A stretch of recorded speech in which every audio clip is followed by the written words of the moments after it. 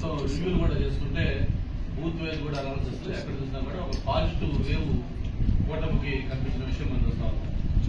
అయితే దీన్ని డైవర్ట్ చేస్తూ వైసీపీ నాయకులు జగన్మోహన్ రెడ్డి గారు మొన్న 2 నెలల ముందు ఆయన పీకే టీం ఏదైతే ఐపాక్ టీం ఉందో ఐపాక్ టీంతో మాట్లాడినప్పుడు ఆయన చేసిన కామెంట్స్ కానీ ప్రజలు షాక్ అవుతారని చెప్పాడు. ప్రజలు దేశం కూడా డెఫినెట్ గా మేము కూడా అంటా ఉన్నాం. ఎందుకంటే ఖచ్చితంగా షాక్ అవుతారు. ఎందుకంటే ఆ ప్రజలు ప్రతిపక్షంగా కూటమి వైపు రాబోతా ఉన్నారు.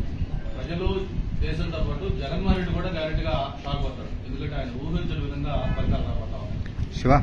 దాంతోపాటు ప్రత్యేకించి విశాఖపట్నంలో వైవి సుబ్బారెడ్డి గారు కానీ మరి అలాగే బొత్స సత్యనారాయణ గారు కానీ గత 7 రోజులుగా వాళ్ళు ఆడుతున్న మైండ్ గేమ్ చూస్తే చాలా నవ్వు వస్తా ఉంది మాకు.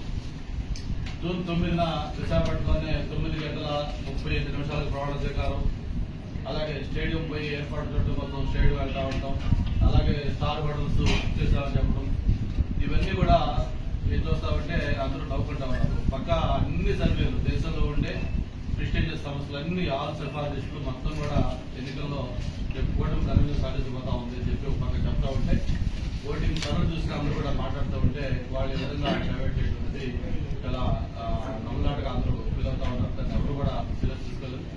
చాలా చోట్ల అయితే క్యాడర్లు ఆల్రెడీ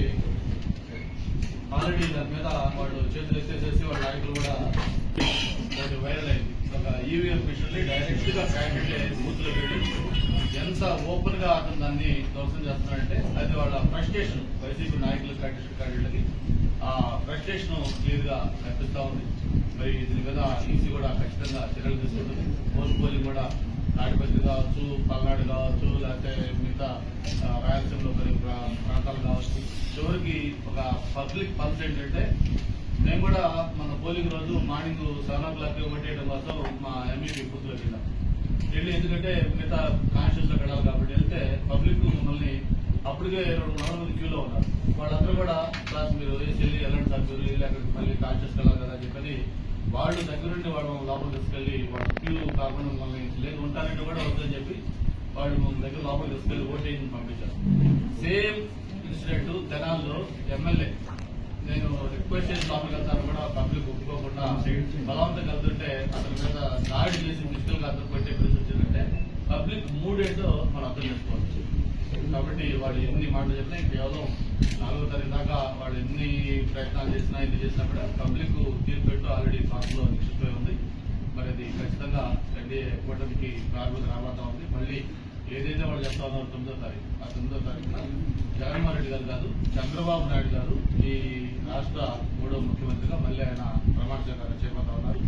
అలాగే విష్ణుకుమార్ రాజు గారు, జగన్మోహన్ రెడ్డి గారు, నేను, మన నలుగురు కూడా కంటెస్ట్ చేస్తున్నాం ఎమ్మెల్యేలుగా. నలుగురు కూడా అసెంబ్లీలో అడుగు పెట్టబోతాం. దీన్ని ఘంటాపథంగా చెప్తాను. అందరూ కూడా మంచి మెజార్టీతో ఎన్డీఏ కూటమి అభ్యర్థులు గెలవబోతా ఉన్నారు. Thank you.